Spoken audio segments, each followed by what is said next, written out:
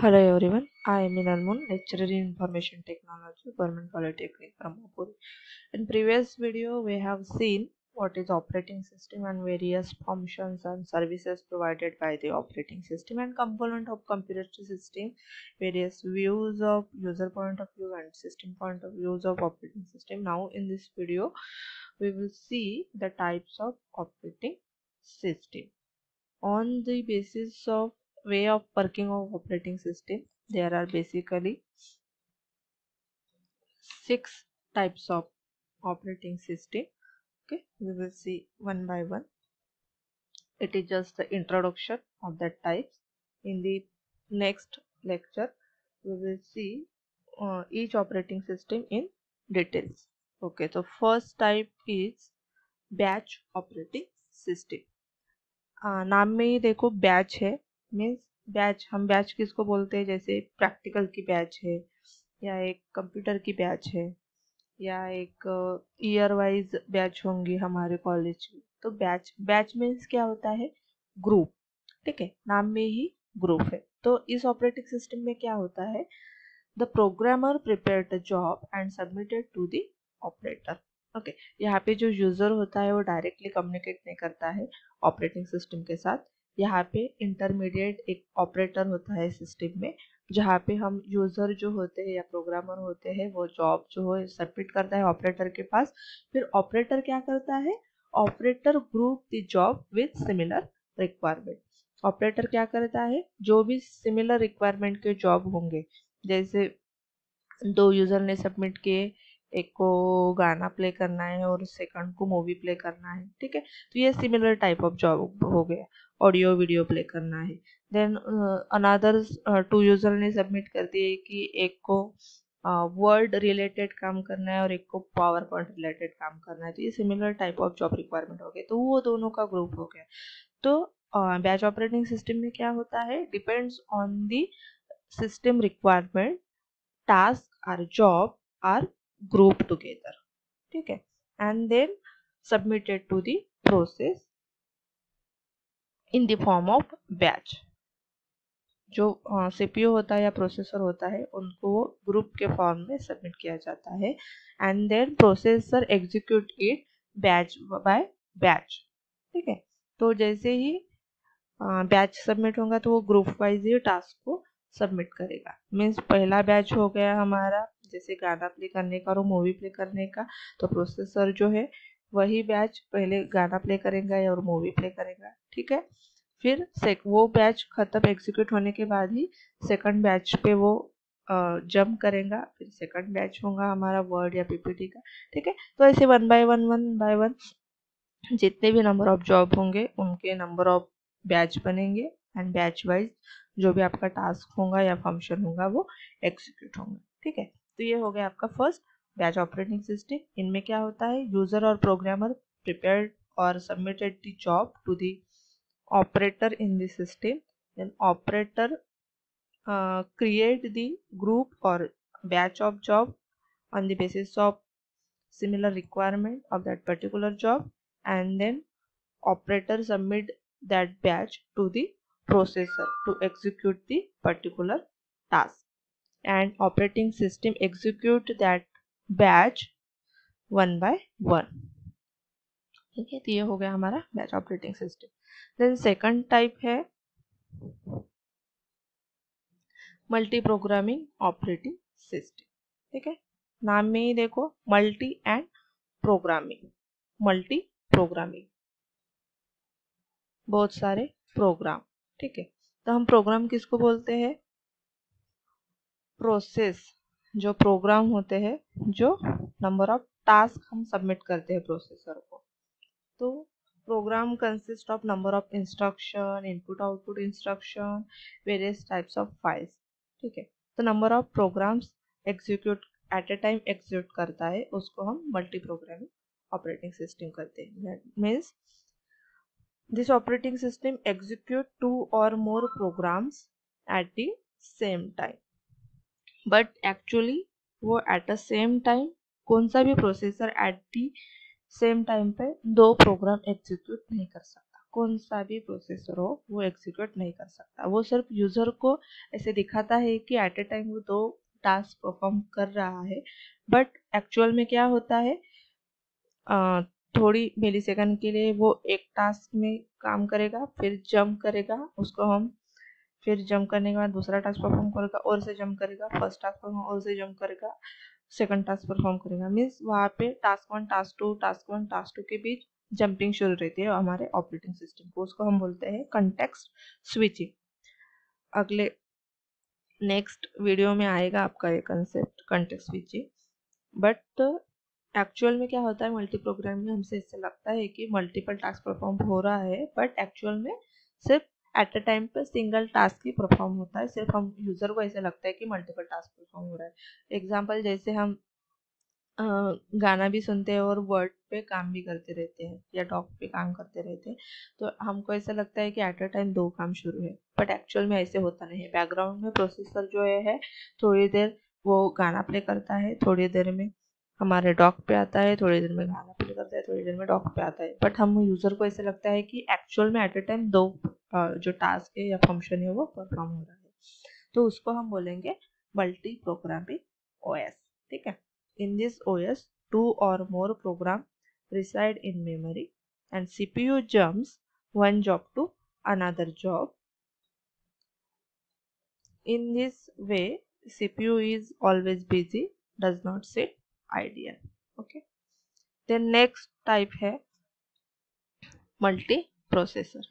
पहले वाला था मल्टी प्रोग्रामिंग, मीन्स एक ही प्रोसेसर है आपके पास, एक ही प्रोसेसर को आप मल्टीपल टास्क या प्रोग्राम जो है वो एग्जीक्यूट करने के लिए सबमिट कर रहे हैं। यहाँ पे क्या है, multi processor means number of CPU या मल्टीपल नंबर ऑफ सीपीयू या प्रोसेसर अवेलेबल है। So multiprocessor system consists of multiple processor. That's why it's called as multiprocessing system या multiprocessor system. This processor shared system bus, memory, clock, etc.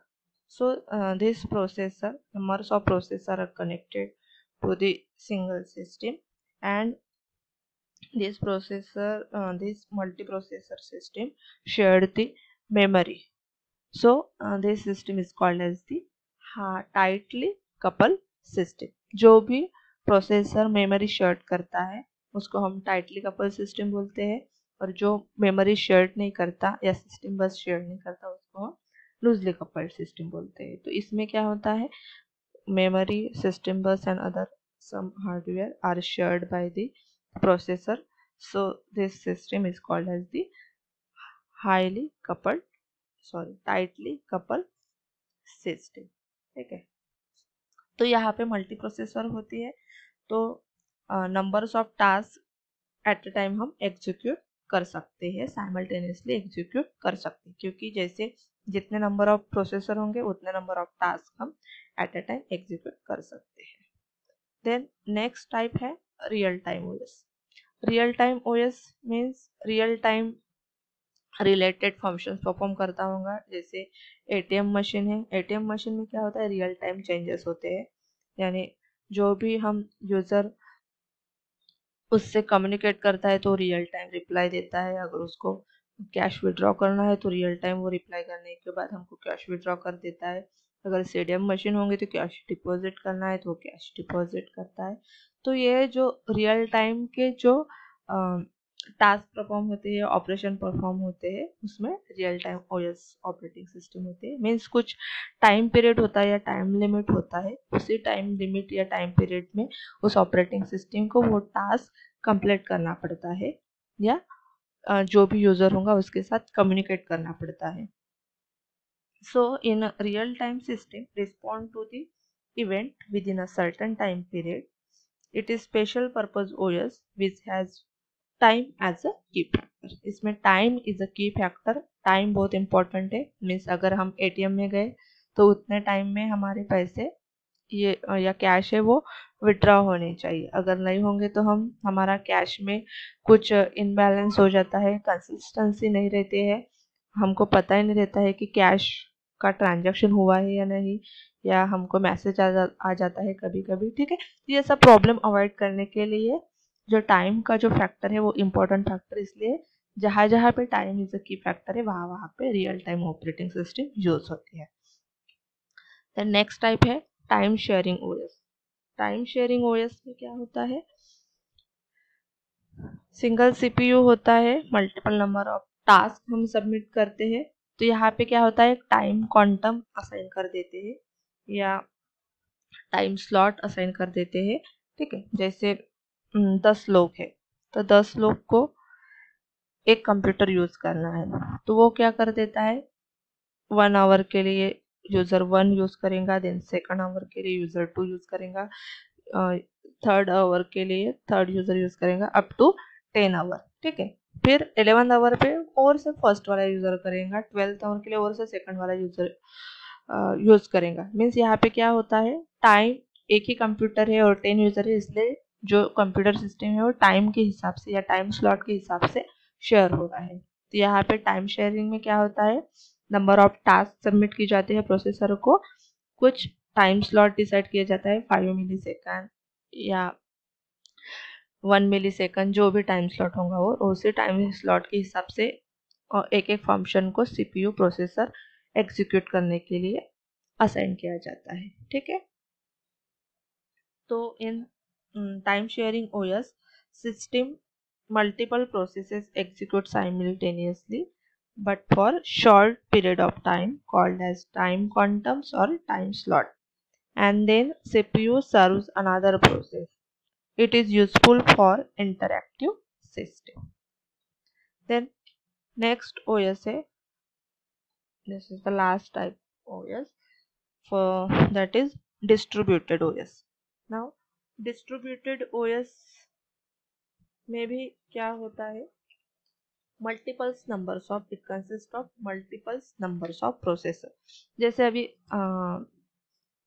But distributed OS क्या होता है, it is a loosely coupled system. और multi processor में भी क्या होता है, मल्टीपल नंबर ऑफ प्रोसेसर होते हैं but it is tightly coupled system. Means जो भी सिस्टम बस है या मेमोरी है या क्लॉक है वहाँ पे यहाँ पे शेयर होती है। बट डिस्ट्रीब्यूटेड ओएस में क्या होता है, मेमोरी बस या क्लॉक जो है वो डिफरेंट डिफरेंट होती है। यहाँ पे मेमोरी शेयर्ड नहीं होती है, हर एक प्रोसेसर की मेमोरी जो है वो इंडिविजुअल होती है यहाँ पे डिस्ट्रीब्यूटेड ओएस में, इसलिए इसको लूजली कपल्ड सिस्टम बोलते हैं।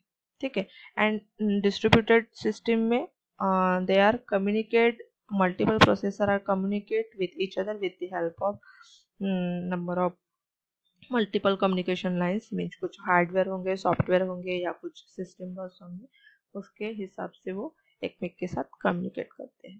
ठीक है, सो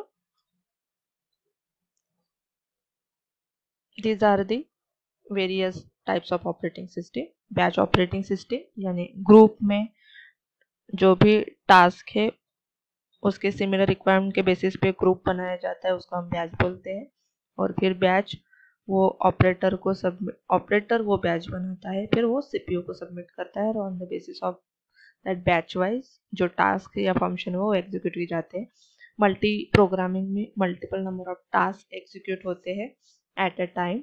यूजर को ऐसे लगता है एट अ टाइम हो रहे हैं, बट एक्चुअल में बैकग्राउंड में वो एट अ टाइम नहीं होते, उसमें कॉन्टेक्स्ट स्विचिंग होता है, mean jumping from one task to another task. और वो मल्टी प्रोग्रामिंग जो प्रोग्राम है वो एग्जीक्यूट करता है। मल्टी प्रोसेसर में मल्टीपल नंबर ऑफ प्रोसेसर होते हैं but they are tightly coupled, जो सिस्टम बस या मेमोरी है वो यहाँ पे शेयर्ड होती है। रियल टाइम ओएस में जो भी रियल टाइम रिलेटेड टास्क है, यानी यहाँ पे time is a important factor, time के बेसिस पे ही एक फंक्शन जो है या टास्क है वो एग्जीक्यूट होता है।